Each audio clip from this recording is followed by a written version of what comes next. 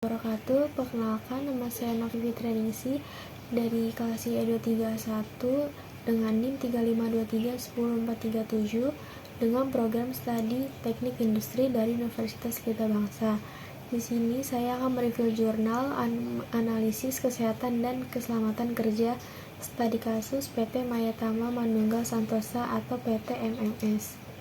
Latar belakang, keselamatan dan kesehatan kerja merupakan salah satu faktor penting dalam kelancaran produksi, sehingga program K3 harus diterapkan di perusahaan dan bukan hanya sekedar wacana. Kecelakaan kerja merupakan kecelakaan yang terjadi dalam lingkungan kerja yang dapat terjadi karena kondisi lingkungan kerja yang tidak aman ataupun karena human error. Dari data historis pada tahun 2013, terdapat 22 kali kecelakaan kerja. Setelah diteliti, ternyata terdapat kecelakaan kerja kecil sebesar 90%, kecelakaan sedang sebesar 5%, dan kecelakaan berat besar 5%. Sistem manajemen K3 juga dinyatakan dalam Undang-Undang Tenaga Kerja yang baru disahkan UU Nomor 13 2003, yaitu pada pasal 86 dan pasal 87. Pada pasal 86, undang-undang tersebut menetapkan bahwa setiap pekerja atau buruh mempunyai hak untuk memperoleh perlindungan atas keselamatan dan kesehatan kerja, perlindungan atas moral dan kesusilaan, dan perlakuan yang sesuai dengan harkat dan martabat manusia, serta nilai-nilai agama. Pada pasal 87, undang-undang tersebut menyebutkan bahwa setiap perusahaan harus menerapkan sistem manajemen K3 untuk diintegrasikan dalam sistem manajemen umum perusahaan. Selain itu, perusahaan kewajiban untuk menanggung seluruh biaya pekerja yang mengalami kecelakaan. Tujuan penelitian ini diawali dengan melakukan identifikasi kecelakaan kerja dan selanjutnya mencari sumber potensi bahwa kecelakaan kerja sehingga dapat dilakukan mencegah kecelakaan dengan menggunakan metode Hazard and Operability Study atau HAZOP. Metode penelitian menggambarkan sejumlah data yang kemudian dianalisis dan dibandingkan berdasarkan kenyataan yang sedang berlangsung. Penelitian ini memusatkan perhatian keselamatan dan kesehatan kerja dengan menggunakan metode Hazard and Operability Study atau HAZOP.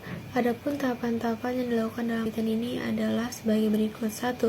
Survei pendahuluan bertujuan untuk melihat gambaran dan kondisi yang sebenarnya pada area produksi PT Mayatama Manunggal Santosa. 2. Studi literatur dimaksudkan untuk mempermudah dalam mempelajari teori dan ilmu pengetahuan yang relevan dengan mengintegrasikan masalah yang ada.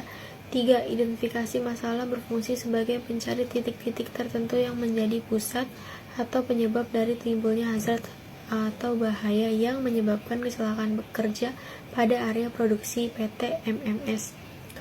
4. Perumusan masalah berupa identifikasi bahaya yang terdapat pada kondisi yang sebenarnya. 5. Tujuan penelitian berisikan hasil akhir yang diharapkan dapat terselesaikan setelah pengerjaan laporan penelitian ini. Tinjauan pustaka. Hasil analisis menunjukkan bahwa penggunaan HAZOP efektif untuk mendeteksi sumber-sumber bahaya termasuk lantai licin, kabel yang berserakan, dan kurangnya penggunaan alat pelindung diri atau APD, serta memberikan rekomendasi perbaikan. Hasil dan pembahasan. Untuk mengidentifikasikan potensi bahaya apa saja yang terdapat pada proses produksi PT MMS, maka perlu diketahui alur dari proses produksi tersebut. Proses produksi pengaman kaca PT MMS adalah sebagai berikut. Hasil penelitian dilakukan di PT Mayatama Manunggal Santosa atau PT MMS, perusahaan produsen kaca pengaman yang memiliki risiko kecelakaan kerja tinggi. Dengan menggunakan metode Hazard and Operability Study atau HAZOP, ditemukan beberapa sumber bahaya di area produksi seperti pecahan kaca, panel listrik terbuka, genangan air, kabel berserakan, dan kurangnya alat pelindung diri atau APD yang memadai. Pembahasan penelitian mengidentifikasikan risiko ekstrim, tinggi, sedang, dan rendah yang dialami pekerja dengan risiko tertinggi melibatkan potensi cedera serius seperti tersayat kaca dan terkena listrik. Sebagai solusi disarankan pelatihan K3 menyediakan APD, pengaturan tata letak kaca, dan perbaikan kondisi lingkungan kerja. Dengan penerapan rekomendasi ini, perusahaan dapat meningkatkan keselamatan kerja serta mengurangi risiko kecelakaan di masa mendatang. Penelitian ini menunjukkan pentingnya manajemen risiko proaktif dan pemantauan K3 berkelanjutan untuk menciptakan lingkungan kerja yang lebih aman. Penilaian risiko itu sendiri dilakukan dengan menggunakan risk matrix seperti pada gambar 1.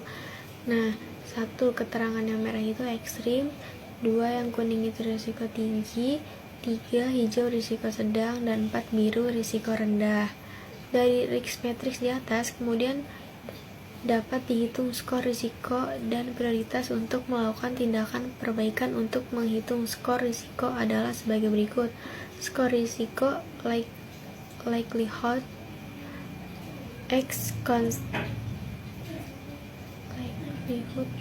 skor risiko likelihood X konsekuensi. Contoh perhitungan pada skor risiko pertama diketahui nilai likelihood sebesar 3 dan nilai sekuensi sebesar 2, maka perhitungan adalah sebagai berikut. Skor risiko sama dengan 3 kali 2 sama dengan 6. Kesimpulan, potensi bahaya kecelakaan kerja yang dapat terjadi pada area proses pembuatan pengaman kaca safety glass berasal dari sumber bahaya yang telah digolongkan menjadi 9 sumber. Risiko bahaya yang ditimbulkan pada area proses pembuatan kaca pengaman safety glass meliputi risiko ekstrim, risiko tinggi, risiko sedang, dan risiko rendah. Rekomendasi yang diberikan kepada perusahaan berdasarkan sumber bahaya yang ada meliputi sikap pekerja dan kondisi lingkungan kerja. Untuk memperbaiki sikap kerja, perlu dibuat prosedur operasional baku untuk keselamatan dan kesehatan kerja K3. Untuk memperbaiki kondisi lingkungan kerja, perlu dilakukan perbaikan sesuai kondisi yang dihadapi. Saran penelitian selanjutnya, analisis kecelakaan kerja dan menggunakan metode Hazard and Operability Study atau HAZOP oleh Dian Palupi, Restu Putri, dan Resti Prima Yasari. Berikut adalah kelebihan, kekurangan, serta saran untuk penelitian selanjutnya. Kelebihan: metodologi struktur penggunaan metode HAZOP yang sistematis membantu mengidentifikasi potensi bahaya secara mendetail sehingga setiap langkah dalam proses produksi dapat dievaluasi dari segi keselamatan. Rekomendasi berbasis data analisis yang dilakukan menghasilkan rekomendasi spesifik yang dapat diterapkan oleh perusahaan, termasuk pelatihan pekerja dan perbaikan lingkungan kerja untuk mengurangi risiko kecelakaan. Dukungan terhadap penerapan K3, jurnal ini memberikan kontribusi penting bagi perusahaan dalam menerapkan keselamatan dan kesehatan kerja K3 sesuai dengan Undang-Undang Nomor 13 Tahun 2003. Kekurangan: lingkup terbatas penelitian ini hanya mencakup satu perusahaan di bidang manufaktur kaca, sehingga hasilnya mungkin kurang relevan untuk diterapkan pada industri lain dengan resiko berbeda. Pendekatan kualitatif terbatas. Walaupun metode HAZOP sangat mendalam, penelitian ini mungkin dapat dikembangkan dengan data kuantitatif lebih lanjut terkait dampak ekonomis kecelakaan kerja atau produktivitas setelah penerapan rekomendasi. Sekian dari saya, terima kasih. Wassalamualaikum warahmatullahi wabarakatuh.